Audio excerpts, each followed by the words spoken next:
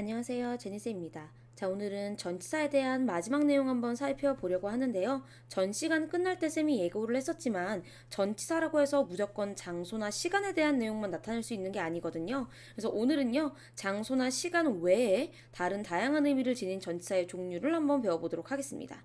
자, 첫 번째로 with입니다. 자, with 같은 경우는 우리가 단순하게 뭐뭐와 함께라는 뜻 알고 있을 텐데요. 함께라는 뜻이라는 건 결국 뭔가를 가지고 있다라는 뜻이기 때문에 어떤 도구 같은 거를 가지는, 즉 사용하여 라는 뜻으로도 사용할 수 있고요. 세 번째로 뭐뭐를 가진 또는 뭐뭐가 있는, 이런 식으로 하나의 공통적인 의미로 다양한 문맥에서 다양한 의미로 해석이 될 수 있습니다. 한번 예를 들어볼게요. Spend a lot of time. 자, 많은 시간을 쓰세요. 당신의 가족과 함께요. 지금 이 경우에는 뭐뭐와 함께라는 뜻으로 쓰인 with가 되겠죠. 아래의 문 살피시겠습니다. 자, 당신은요 must write, 작성해야만 합니다. The answer, 그 답변을요. with a pen, 펜으로요.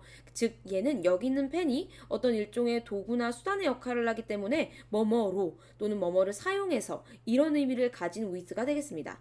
세 번째로 the man with long hair. 자, 긴 머리를 가진 그 남자는 is playing the guitar, 기타를 연주하는 중이다. 이때 with는 뭐뭐와 함께라는 뜻이 아닌 그 머리를 가지고 있는 이란 뜻이기 때문에 뭐뭐가 있는 이란 뜻으로 해석해 주시면 되겠습니다. 그리고 이와 반대되는 의미를 가진 전치사가 without이 되겠는데요. 그래서 without은 뭐뭐와 함께라는 with와 반대이기 때문에 뭐뭐 없이라고 해석을 할 수도 있고요. 또는 without 뒤에 만약에 동작에 대한 내용이 나온다면 뭐뭐를 하지 않고라고도 해석을 할 수 있겠습니다. 그래서 첫 번째 문 보시면 Can you see without your glasses? 너 볼 수 있겠니? 너의 안경 없이도 이때 without은 정확히 그 존재가 없다라는 의미의 뭐뭐 없이가 되겠는데요. 만약에 이런 예문이 있을 수도 있겠습니다. I can understand the story without reading the whole story. 자, 나는 그 이야기를 이해할 수 있습니다. Without reading the whole story. 전체 이야기를 읽지 않고도요. 즉 이때 without은 뒤에 동작에 대한 내용이 나왔잖아요. 쌤이 without 뒤에 동작에 대한 나오면 이때 without은 뭐뭐 없이가 아니라 뭐뭐 하지 않고라고 해석하면 된다 했죠. 그래서 이렇게도 우리가 without을 다양하게 해석할 수 있다 봐주시면 되겠고요. 세 번째로 by입니다. 자, by는 우리가 바로 지난 시간에 어떤 시간을 나타낼 때에 뭐뭐까지라는 의미를 가진 전치사로 봤는데 by는 또 다른 의미로서 뭐뭐로 또는 뭐뭐를 타고와 같이 어떤 수단이나 방법에 대한 의미를 설명할 때 쓰일 수 있는 전치사이기도 해요. 그래서 옆쪽 예문 보시면요. 나는 갔다 학교를 버스로, 이런 식으로 수단이나 방법 얘기할 때도 사용할 수 있겠고요. 그 다음 for 같은 경우는 시간의 의미일 때는 뭐뭐 하는 동안 이런 뜻이었지만 뭐뭐를 위해 라는 의미로 어떤 뭔가를 위한 그 대상이나 뭐 그런 사람에 대한 내용이 나올 수 있어요. 그래서 this road is only for by. 이 길은 오로지 또는 오직 자전거만을 위한 길이다. 이게 뭐 자전거용 도로임을 설명하는 그런 글이겠죠, 이거는. 그리고 from은 뭐뭐로부터, 뭐뭐에서, 즉 출발 지점이나 출신지에 대한 설명을 하는 그런 의미의 전치사가 되겠습니다. 그래서 여기 잠깐 적으면 출발 또는 출신지에 대한 어떤 지점을 얘기할 때 쓸 수 있는 거죠. So rain falls from the clouds. 비는 구름에서 떨어지는 거다. 얜 지금 뭐 출신 또는 출발 지점이 되겠죠. B라는 어떤 대상의 입장을 생각했을 때. 그리고 그와 반대되는 게 to예요. from은 뭐뭐로부터였고 to는 어디 어디로, 어디 어디에게, 즉 목적지나 도착지에 대한 어떤 의미를 가진 전치사거든요. 그래서 방향에 대한 내용일 때는 뭐뭐로 또는 직접 뭔가 주는 대상일 때는 어디 어디에게로 해석하시면 되겠습니다. 그래서 첫 번째 문 보시면요. The river, 강이 runs, 흐릅니다. To the sea, 바다 쪽으로요. 지금 요거 같은 경우는 방향의 의미인 to가 되는 거겠고요. 그 아래쪽 예문. My old friend, 내 오랜 친구가 보내줬습니다. 이메일을요. 나에게. 이럴 때는 지금 대상의 의미를 가진 to다까지 봐주시면 되겠습니다. 그리고 about, 뭐뭐에 대하여, 뭐뭐에 관한 이런 뜻으로 진짜 말 그대로 그 어떤 내용에 대한 또는 어떤 뭔가에 대한을 설명하는 부가적인 의미를 지니고 있는 거예요. 그래서 우리가 해석을 해보면 Let's talk about our new plan. 우리의 새 계획에 대해서 말해보자가 되겠는 거고요. 그 다음 like는 동사일 때는 좋아하다라는 뜻이지만 전치사일 때는 뭐뭐처럼 뭐뭐 같은 이런 의미로서 뭔가 예를 들는 의미거나 또는 비슷한 대상을 끌고 올 때 쓸 수 있는 그런 의미의 전치사가 되겠습니다.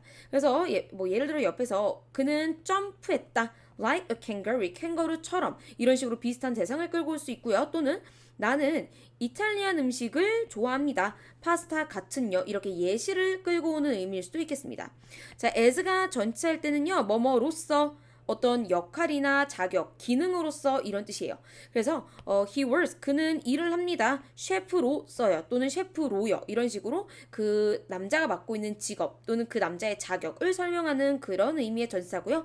through는 뭐뭐를 통해서라는 의미로 방향에 대해서 뭔가 뚫고 지나간다라는 의미일 수도 있고 아니면 어떤 수단이나 방법을 통해서라는 의미의 through일 수도 있어요.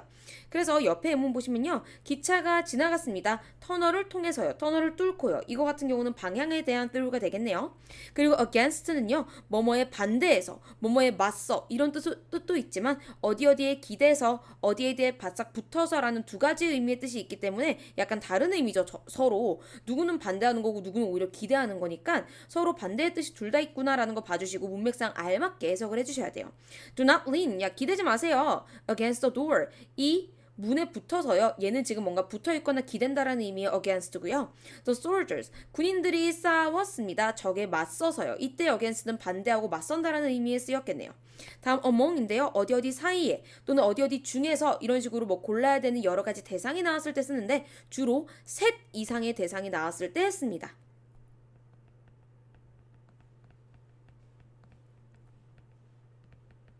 그래서 여기 옆쪽에 한번 예문 보시면요. 그녀는 굉장히 유명합니다. 그녀의 친구들 사이에서요. 이렇게 대상이 나왔는데 her friends라는 걸 통해서 우리가 3명 이상일 수 있겠다. 왜 among이 쓰였으니까 라고 추측해 주시면 될 것 같아요.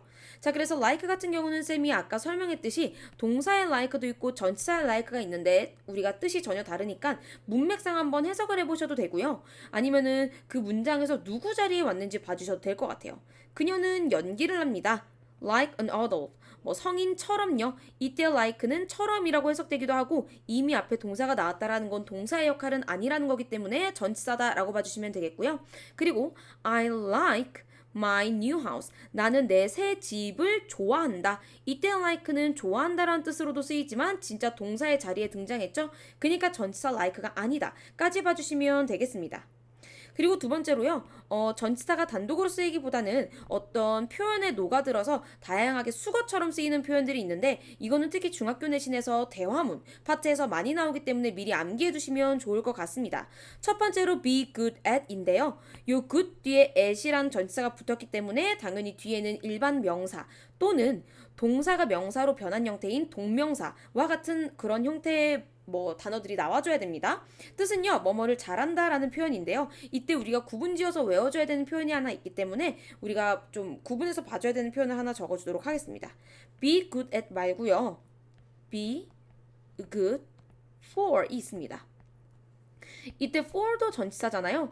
근데 at이 왔느냐, for이 왔느냐, 즉 다른 전치사에 따라서 다른 의미의 수거가 돼요. be good for은요. 어디에 좋다, 건강에 좋다, 정신에 좋다와 전혀 다른 의미니까 어떤 전치사가 쓰인 수거냐에 따라서 의미가 어떻게 다른지도 구분해서 암기해주면 좋겠습니다.